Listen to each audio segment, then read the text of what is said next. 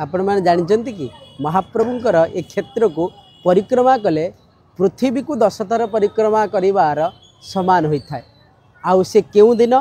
किपरि भाव में पालन करने कथा ता जानिबा कथा। आउ क्यों मासरे पड़ी था क्यों तिथि पड़ी था आउ केबे एबे पड़ुछि आज्ञा जहाँकि कहुई श्रीक्षेत्र परिक्रमा जेपरि भाव में ब्रजमंडल परिक्रमा करा जाय थाए जेपरि भाव में आम गोवर्धन परिक्रमा करी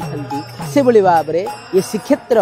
माटी को संपूर्ण भाव पंचकोशी से पंचकोशी को परिक्रमा करा जाय थाए। से पंचकोशी को परिक्रमा करने द्वारा कहुई पृथ्वीर 10 थर परिक्रमा करने समान हो जाए। पूरी पृथ्वीर समस्त तीर्थ को फल को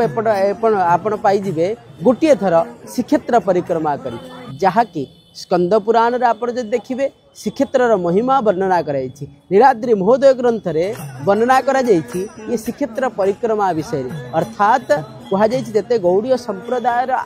सेवक आसती जो सेवक मैंने आसती सहित अनेक साधु सन्त आसि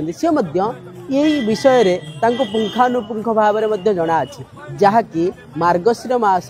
कृष्ण पक्ष पंचमी तिथि जहाँकि 10 तारिख दिन पड़ुछि से दिन आसंतु महाप्रभुंकर ये श्रीक्षेत्र धाम जहाँकि पंचकोशी को परिक्रमा करते केउठु आरंभ करेंगे किभली भाव में करेंगे ताहार मध्य स्वतंत्र भाव में जानी रखा दरकार जहाँकि कहुई नीलाद्रि महोदय कहुई कौन प्रथमे मार्कंडे स्नान कर सारापर से ही परिक्रमा आरंभ करने कथा किपरि भाव में करेंगे कौन ना बड़ वीडियो माध्यम गोटे गोटे टॉपिक भितर कौन करेंगे मार्कंडेश्वर पाखरे कौन करेंगे महाप्रभुंकर मंदिर रे केउठी को तापर जीवे ये सब गोटे गोटे टॉपिक भितर आपन को आज